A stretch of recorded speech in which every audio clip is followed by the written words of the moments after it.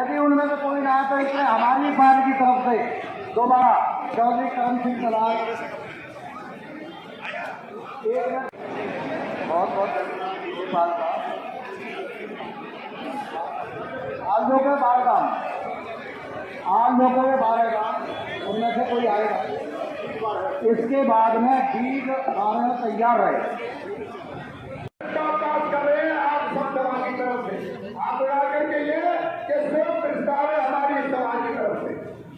तीसरा, यहाँ पर ग्वालियर, डबरा, पटियाला, पंजाब के खंडूर साहब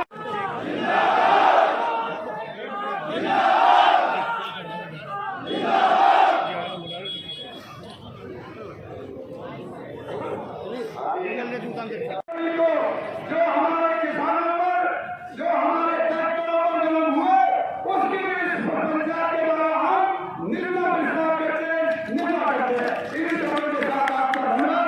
जय किसान, एक नारा लगाएंगे तो जय खत्म हो गया, वो तो वही हो गया खत्म। अब हमें आगे ये धरना चलाना है, नहीं चलाना है, और चलाना है तो उसमें आपका योगदान क्या रहेगा, इस पर बोले जो भी सलाह बोले। तो हम जो रंगीला पाल से हमारे चौधरी साहब हैं, आपको यहाँ से बचाव लगाया हमारे होते हुए कैसे पुलिस की हिम्मत हुई हमारे नाम पर 14 के चलाई, पहले इजाजत दी और बिगाड़ के चलाई। तो बाकी बातें तो मैं बाद में कहूंगा। मेरा आपसे हाथ जोड़ के निवेदन है, पाल बारी अब दोबारा से बुलवाओ और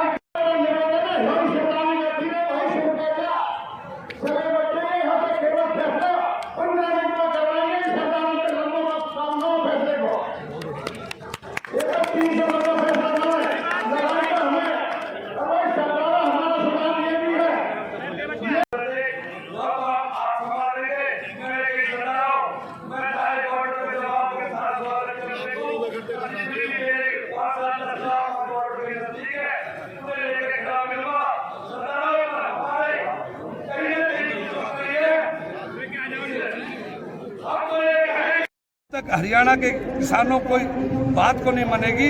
हरियाणा में हम इस सरकार को बहुत दिन ज़्यादा नहीं रहने देंगे। हर सूरत में इस जालिम सरकार को उखाड़ के फेंक देंगे। और जब हरियाणा से कॉल आएगी तो पूरे देश में किसान मजबूती से, जहाँ पलवल में सबसे ज़्यादा जुल्म हुए हैं, वो हमारे संयम और सब्र की परीक्षा थी।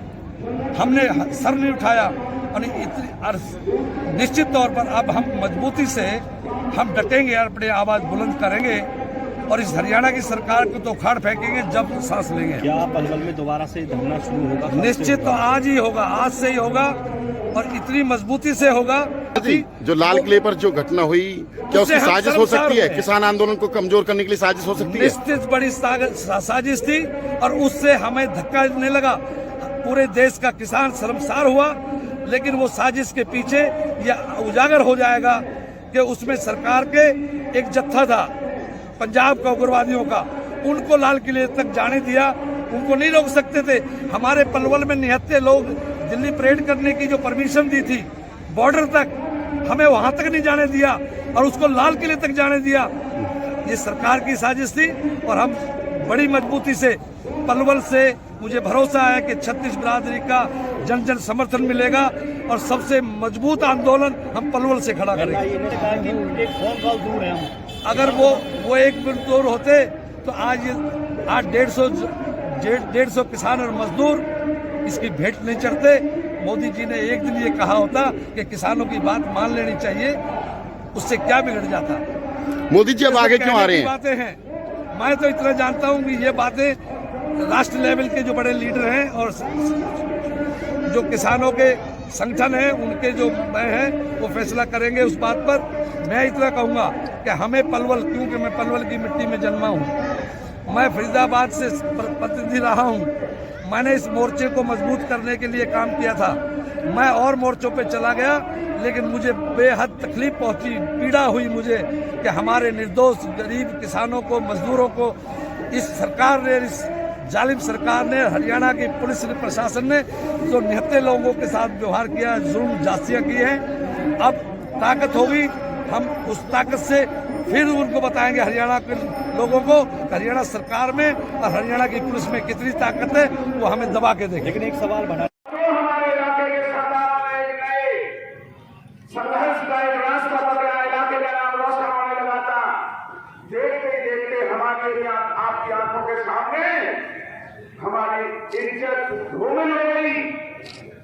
हमारी इलाके की पावन धरती से उन सरदारों को जिस तरह से पुलिस ने कायरता और घिनौनी हरकत करके यहां से उन्हें भगाया है, जिस तरीके से एक पलवल की कायर पुलिस ने, हरियाणा की इस कायर सरकार ने, फैजाबाद का कमिश्नर पुलिस जो बिहार का दो पैसे का कंगाल घराने का अपनी कंगाल को बचाने का कमिश्नर बना हुआ है।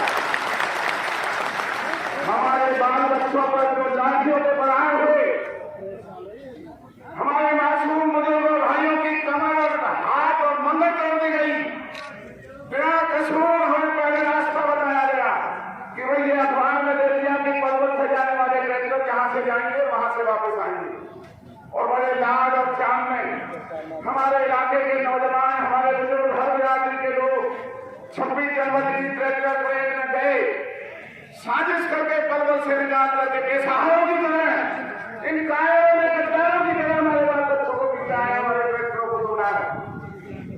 आज ये जो पंचायत बुलाई गई है, मेरा कसूर ये है कि मैं राजनीति में हूं, लेकिन यहाँ राजनीति नहीं, हमारा खून खोल रहा है। हमारी शर्म, हमारी नागरिकता, हमें पहली दफा इतने सालों के बाद आगे बढ़ रहा था, ये शायद किसी को भा नहीं रहा था। और एक बहुत बड़ी साजिश हमारे इलाके के साथ हुई है कि हमारे उन मेहमान, हमारे उन सिख भाइयों ने संघर्ष को, जो संघर्ष आज देश का एक निशान बन चुका है, आज हमारे बुजुर्ग रो रहे हैं, आज किसान आंसू बहा रहा है अपने बचाव के लिए।